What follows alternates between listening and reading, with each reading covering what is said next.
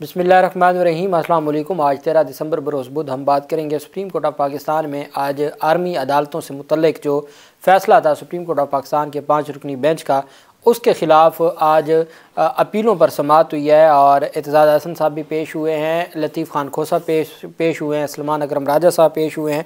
आज की समाअत इस वजह से भी बड़ी अनहोनी थी कि आज मुअज़्ज़िज़ सुप्रीम कोर्ट ऑफ पाकिस्तान के जस्टिस सरदार तारिक मसूद से जब ये मुतालबा किया गया कि आप बेंच में नहीं बैठ सकते, तो उन्होंने आगे जवाब दिया कि मैं बेंच से नहीं उठूँगा, आप क्या कर लेंगे। ये अल्फाज थे मुअज़्ज़िज़ जज के कि आप क्या कर लेंगे। उन्होंने कहा कि ठीक है, आपका एतराज़ आ गया, मैं नहीं बेंच से उठता, आप क्या कर लेंगे। यहाँ तक मामलात बने। फिर जब सलमान अकरम राजा साहब ने कहा कि जनाबे वाला बुनियादी इंसानी हकूक़ का मामला है, तो उस पर जस्टिस सरदार तारिक मसूद ने कहा एक तो हर बात पे ये बुनियादी इंसानी हकूक़ हमें ले डूबे, हर मामले पर बुनियादी इंसानी हकूक़ आ जाते हैं। उनके जो आज माइंड था, चूँकि वो पहले डिस्क्लोज़ कर चुके, लेकिन आज उन्होंने क्लियर कट ये वाज़े कर दिया कि आर्मी अदालतों में पाकिस्तान तहरीक इंसाफ के जो लोग हैं उनका ट्रायल आर्मी अदालतों में ही होगा। उस पर जो फिर एतजाज़ हसन साहब की, लतीफ़ खोसा साहब की गर्मा गर्म बहस हुई और फिर सलमान अकरम राजा साहब की। ये 6 रुकनी बेंच है, 5 रुकनी बेंच फैसले के ख़िलाफ़ 6 रुकनी बेंच है जस्टिस सरदार तारिक की सरबराही में। उसमें जस्टिस अमीनुद्दीन ख़ान है, जस्टिस मोहम्मद अली मज़हर हैं, जस्टिस हसन अज़हर रिज़वी हैं, जस्टिस मुसरत हलाली और जस्टिस इरफान सादत ख़ान। समाअत के आगाज़ पर साबिक़ चीफ जस्टिस जवाद ख़ाजा, एतजाज़ एहसन, लतीफ़ खोसा, सलमान अकरम राजा समेत नामवर वकला ने जस्टिस सरदार तारिक मसूद पर एतराज़ उठा दिया। लतीफ़ खोसा ने जस्टिस सरदार तारिक से मुकालमा करते हुए कहा कि आपके बेंच पर मौजूद होने पर एतराज़ उठाया है। जस्टिस सरदार तारिक मसूद ने फ्रीकैन के वकला से इस्तफसार किया कि आपको नोटिस किया है किसी ने, आपको किसने बुलाया है कि आप आ जाएँ। एतजाज़ हसन ने कहा कि नोटिस से पहले जजेस पर एतराज़ हो तो उस पर दलाइल होते हैं। सलमान अकरम राजा ने कहा कि नोटिस होने के बाद एतराज़ उठाने पर केस मुतासर होगा। लतीफ़ खान खोसा ने कहा कि जस्टिस सरदार तारिक अपने नोट में, इख्तलाफी नोट में फ़ौजी अदालतों पर अपनी राय दे चुके हैं। जस्टिस सरदार तारिक ने वकला से इस्तफसार किया कि किसने इतराज़ किया है। सलमान अकरम राजा ने जवाब दिया कि इतराज़ जवाद ख़ाजा ने किया है, एतजाज़ एहसन ने किया है और जो ह्यूमन राइट्स दरख्वास्त गुजार हैं उनकी जानिब से किया है। जस्टिस सरदार तारिक ने एतराज़ात पर बेंच से अलहदा होने से इनकार करते हुए रिमार्क्स दिए, मैं नहीं होता बेंच से अलग, मैं नहीं होता बेंच से अलग, क्या कर लेंगे। वकला जस्टिस जवाद ख़ाजा का फ़ैसला पढ़ लें, ये जज की मर्ज़ी है कि बेंच कैसा रहे या सुनने से माजरत करे। वहाँ पर लतीफ़ खोसा ने कहा कि यहाँ सिर्फ आप पर ये इतराज़ नहीं है, बल्कि आप पर इतराज़ ये है कि आप अपना माइंड डिस्क्लोज़ कर चुके हैं। ये ऐसा इतराज़ है जिस पर आप नो वन कैन बी जज ऑन हिज ओन कॉज, आप अपनी कॉज के जज नहीं हो सकते। जब आपने खुद अपना माइंड डिस्क्लोज़ कर दिया, आप दरख्वास्तों को पहले काबिल समाअत नाकाबिल समाअत करार दे चुके हैं, तो अब आप कैसे बैठ सकते हैं। उन्होंने कहा कि जस्टिस सरदार तारिक मसूद ने मज़ीद रिमार्क दिया कि जवाद ख़ाजा का अपना फ़ैसला है कि केस सुनने से इनकार का फ़ैसला जज की सवाबदीद है, मैं ख़ुद को बेंच से अलग नहीं करता, माजरत। लतीफ़ खोसा ने कहा कि हमारे इतराज़ के बावजूद आप बैठ कर केस कैसे सुन रहे हैं। इस पर जस्टिस सरदार तारिक मसूद ने इस्तफसार किया, तो क्या खड़े होकर मैं केस की समाअत करूं। लतीफ़ खोसा ने कहा ना कि जब हमने एतराज़ कर दिया तो आप कैसे केस सुन रहे हैं। उन्होंने कहा क्या मैं खड़े होकर केस सुनूं, ये सुप्रीम कोर्ट के जज हैं। दौरान समाअत अटॉर्नी जनरल गुस्से में आ गए। उन्होंने कहा कि जब नोटिस नहीं तो इतराज़ कैसे सुना जा सकता है। जिन्होंने इतराज़ किया वो खुद तो अदालत में नहीं है, बेहतर है पहले बेंच अपीलों पर समाअत का आगाज़ करे। अदालत ने अपीलों पर समाअत का आगाज़ किया। अदालत ने फ्रीकैन के वकला को नशिस्तों पर बैठने की हदायत की। शुहदा फाउंडेशन के वकील शुमाइल बट ने अपील पर दलाल का आगाज़ किया। उस दौरान बैरिस्टर एतजाज़ हसन भी रोस्टरों पर आ गए। एतजाज़ हसन ने कहा कि एतराज़ पर फैसला पहले होना चाहिए कि आपने बेंच में बैठना है या नहीं। उस पर जस्टिस सरदार तारिक ने रिमार्क किया कि मैं नहीं कह रहा समाअत से इनकार, आगे चलें। भाई मैं बेंच से नहीं उठ रहा, आप आगे चलें। जस्टिस मियां मोहम्मद अली मज़हर ने अपील कुनिंदा शुहदा के फोरम से के वकील से मुकालमा करते हुए रिमार्क दिया कि आपने तफसीली फ़ैसले के बाद दरख्वास्त में तरमीम भी करना होगी। जस्टिस सरदार ने अटॉर्नी जनरल को दलाल शुरू करने की हदायत की। अटॉर्नी जनरल ने कहा कि मैं पहले ख्वाजा हारिस को वक्त देता हूँ, ख्वाजा हारिस वजारत दिफा के वकील हैं, पहले वो रोस्ट्रम पर हैं और वो अपने दलाइल दें। जस्टिस सरदार तारिक मसूद ने रिमार्क दिया कि फ़ैसले में आर्मी एक्ट की शिक्कों को गैर आइनी करार दे दिया। इस पर ख्वाजा हारिस ने कहा कि आर्मी एक्ट की शिक्कें किस आइन की शिक के तहत गैर आइनी है, फ़ैसला इस बारे में खामोश है। FBLE केस में फ़ौजी एक्ट की शिक्कों को बरकरार रखा गया।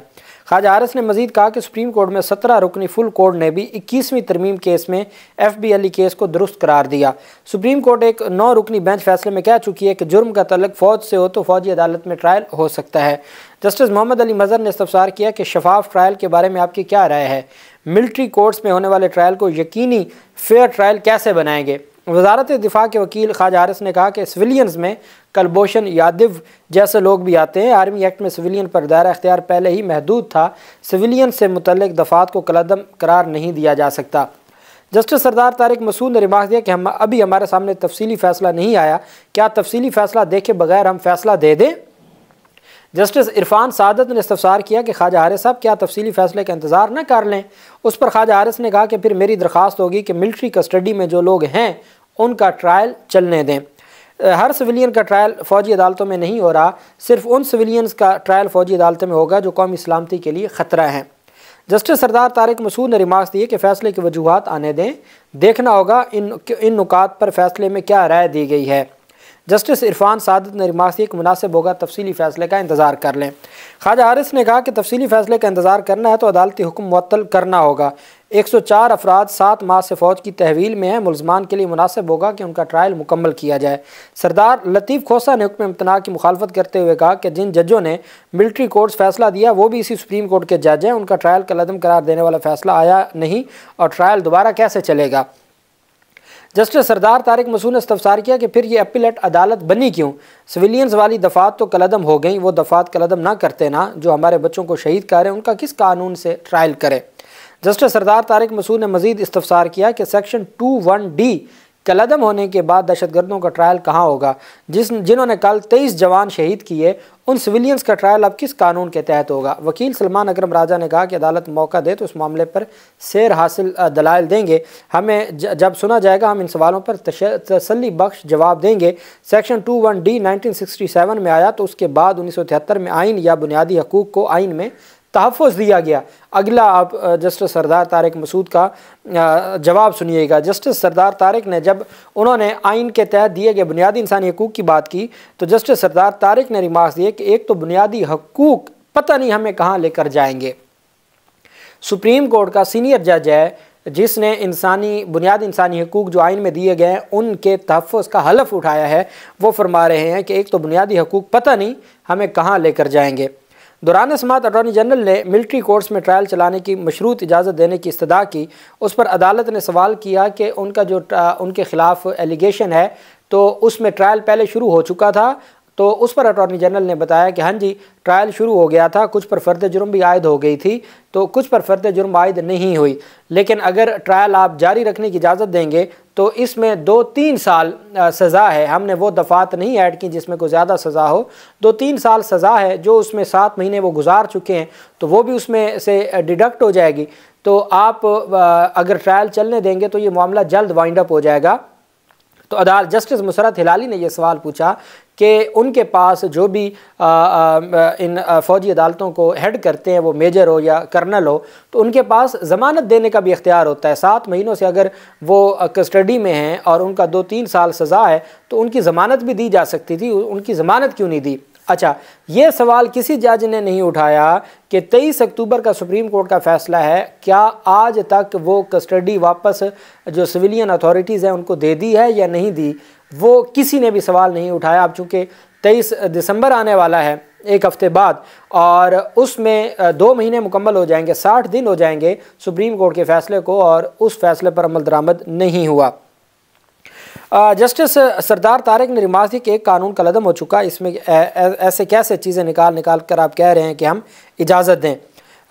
जो अटॉर्नी जनरल ने मिलिट्री कोर्ट्स में ट्रायल चलाने की मशरूत इजाज़त देने की इस्तदा की, उस पर जस्टिस सरदार तारिक मसूद ने रिमार्क दी कि एक कानून कलअदम हो चुका, उसमें से कैसे चीज़ें निकाल के आप कह रहे हैं कि हम इजाज़त दें।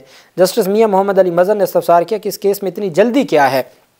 उन्होंने कहा जी जल्दी हम तो चाहते हैं कि जो लोग हैं उनके केसेस हैं वो जेलों में पड़े हैं तो कम से कम उनको रिलीफ़ मिल जाए, और उनको रिलीफ़ ज़रूर मिलना चाहिए। अगर उनको रिलीफ़ नहीं मिलेगा तो ये मामला किसी और तरफ चला जाएगा, और हर सूरत हमें आइन और कानून की पासदारी करनी होगी। जो लोग जेलों में हैं उनको हर सूरत देखना होगा कि वो 7 महीनों से हैं। जितनी देर ट्रायल पेंडिंग होगा उस हद तक जो मामला है वो लंबा होता जाएगा और जो उनको रिलीफ मिलना है वो मामला लंबा होता जाए। और साथ ही सुप्रीम कोर्ट ऑफ पाकिस्तान ने फिर जब ये अटॉर्नी जनरल ऑफ पाकिस्तान ने अपने दलाइल दिए तो सुप्रीम कोर्ट ऑफ पाकिस्तान ने फ़ैसला महफूज किया। अब वो फ़ैसला महफूज होने के बाद फ़ैसला फिर सुना दिया गया और ये भी ऐसे फ़ैसलों में से हैं सुप्रीम कोर्ट ऑफ पाकिस्तान के जो चंद मिनटों के लिए फ़ैसला महफूज हुआ।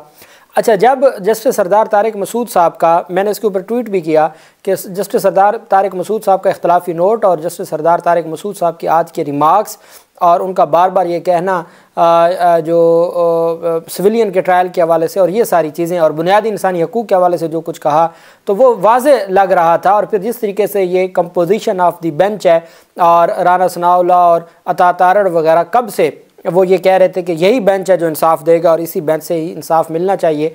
बहरहाल, तो मैं पहले ही कह चुका था कि ये अब माइंड जब पहले डिस्क्लोज़ कर चुके हैं तो आज तो वैसे ही तो ये फ़ैसला हो जाएगा, मुअत्तल हो जाएगा। लेकिन मुझे लगता था कि ये 6 के 6 जजेस, चूँकि 5 जजेस का तो पहले फ़ैसला है, 5 जजेस का फ़ैसला 5 जज तो नहीं ना मुअत्तल कर सकते, तो मुझे था कि 6 से मुअत्तल करेंगे।